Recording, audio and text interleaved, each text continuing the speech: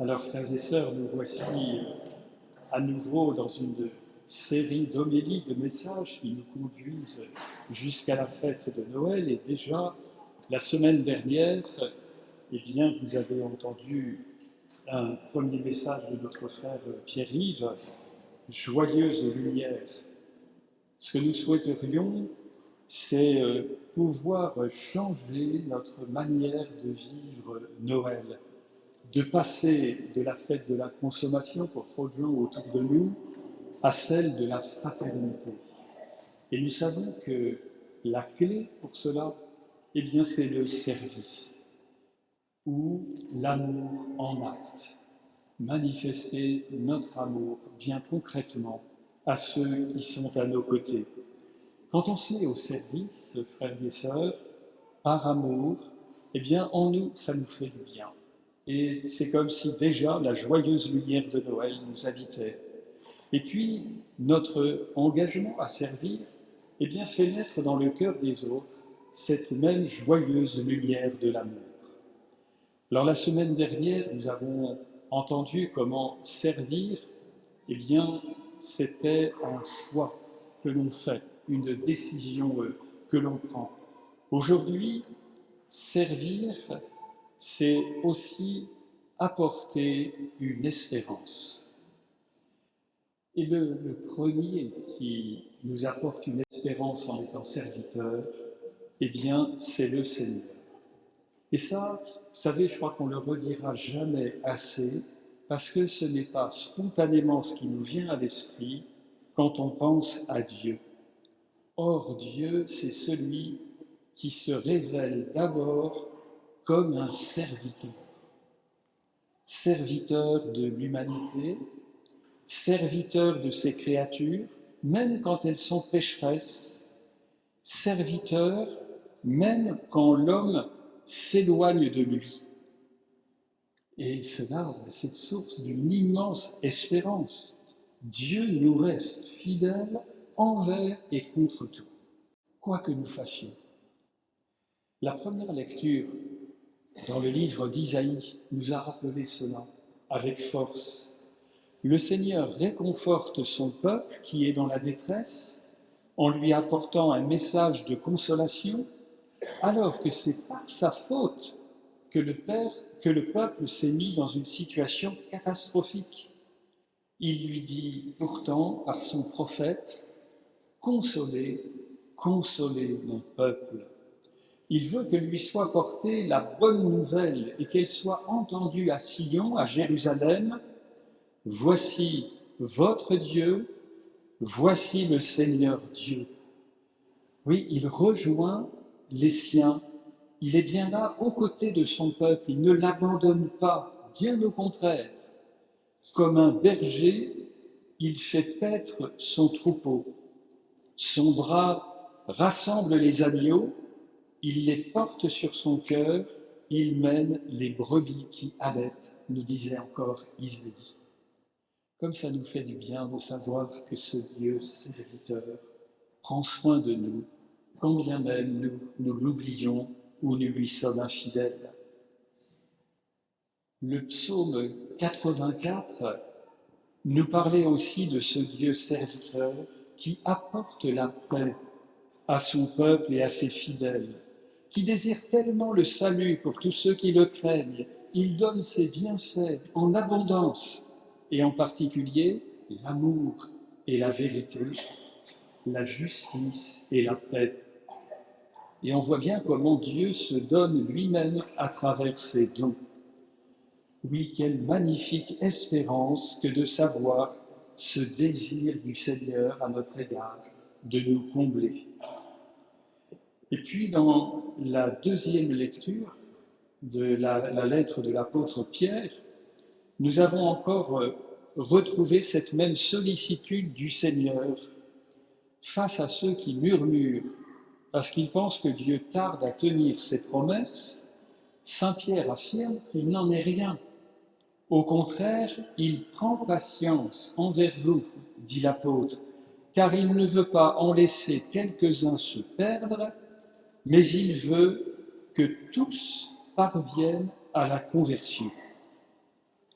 Et en fait, ce que le Seigneur est en train de préparer, nous disait Saint Pierre, c'est un ciel nouveau, une terre nouvelle où résidera la justice. Vous voyez, là encore, il désire tellement que tous, sans exception, puissent en bénéficier. Le Seigneur prend soin de tous les membres de son peuple. Et ça aussi, ça met une magnifique espérance dans nos cœurs. Jean-Baptiste, dans l'Évangile, est au service de cet accomplissement des promesses, de cet accomplissement des prophéties. Il se fait serviteur, lui aussi. Et en cela, il révèle celui qu'il annonce. Par sa manière d'être, il parle déjà de celui qui doit venir. Il n'est qu'un messager, il prépare, il aide les gens en proclamant un baptême de conversion pour le pardon des péchés. Et voyez, il leur rend vraiment un service en les aidant à prendre conscience de leurs péchés. Il y a un tel écart entre le comportement du peuple de Dieu et ce que lui demandent les engagements de l'Alliance à laquelle il s'est engagé. Jean-Baptiste, en demandant à chacun de reconnaître publiquement ses infidélités, lui permet de faire la vérité, de préparer son cœur à accueillir les bienfaits de Dieu, mais surtout à accueillir la présence du Seigneur dans sa vie. Et du coup, il peut annoncer que quelque chose d'infiniment plus beau encore va se produire pour eux. Je vous ai baptisé avec de l'eau, lui, celui qui vient, vous baptisera dans l'Esprit Saint. Ah oui, cet Esprit, c'est lui qui permet d'entrer dans une relation totalement nouvelle, et avec le Père et avec son Fils Jésus. C'est l'Esprit qui nous fait dire « Abba, Papa », avec toute cette intimité, cette force qu'une telle appellation suppose.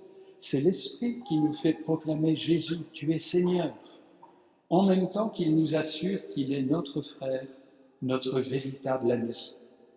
Parce que le Seigneur se plaît à donner et donner encore sa grâce. Il désire tellement plus pour nous que ce que nous espérons nous-mêmes. Alors oui, c'est source d'une espérance formidable pour tous ceux qui accueillent ce message. Il y a 2 jours, nous avons célébré la fête de notre paroisse, la fête de la Vierge Marie, dans le mystère de son Immaculée Conception. Marie, qui se nomme l'humble servante du Seigneur, qui répond à l'ange « Je suis l'humble servante du Seigneur ». Et qu'est-ce qu'elle fait aussitôt après qu'elle ait dit cela? Elle part en hâte, se mettre au service de sa cousine Élisabeth.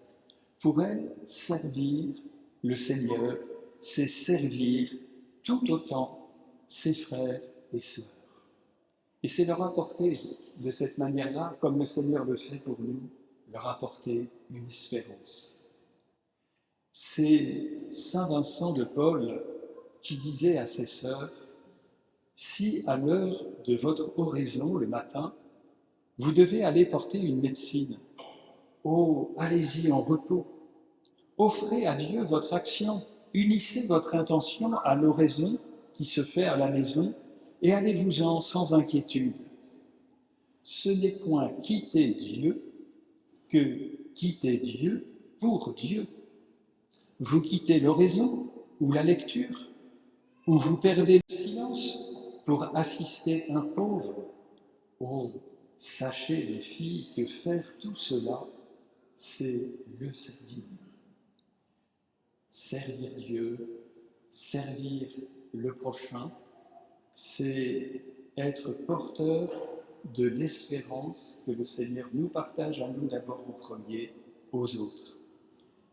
Et j'ai demandé ce matin à Aurélie, je sais pas qui est là, de venir partager comment elle-même, dans son service particulier, peut-être à nous parler, ce service des plus pauvres, comment elle est porteuse d'espérance.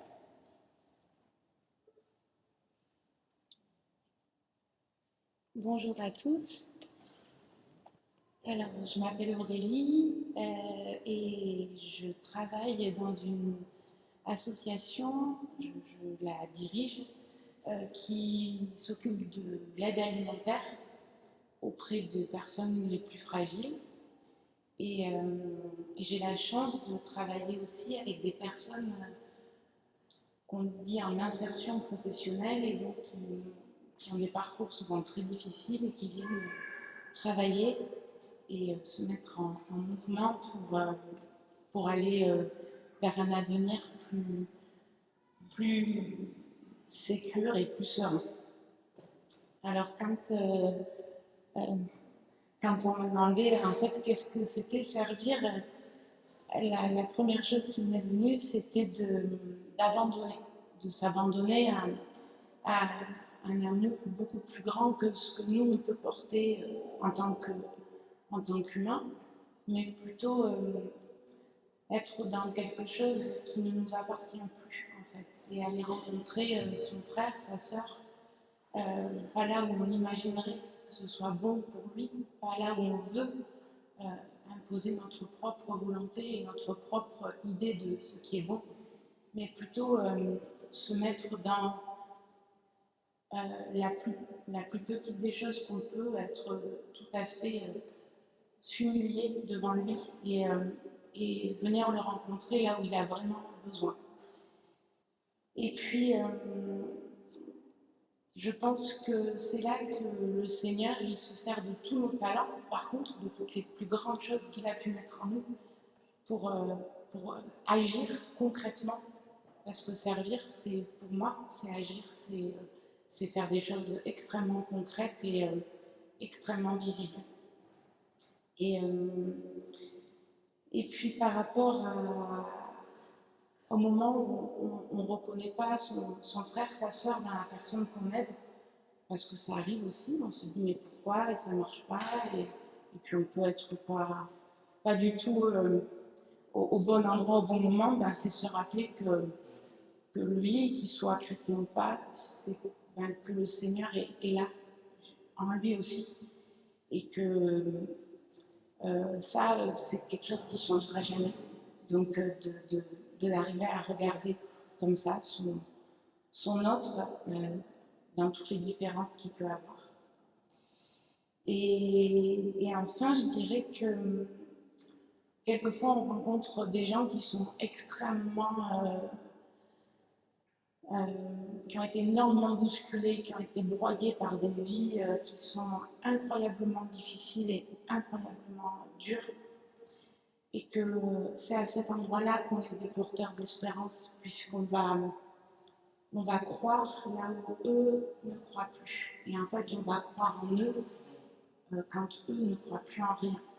On va croire en leur talent, en leur humanité, en leur responsabilité, dans le fait qu'ils vont s'en sortir, quelle que soit l'issue. Et voilà, et je terminerai par le fait que c'est dur et qu'il faut prier tous les jours, parce que c'est pas très facile tous les jours, mais que quelquefois on sent cette joie incroyable, que ça pétille et que c'est la joie du service. Merci.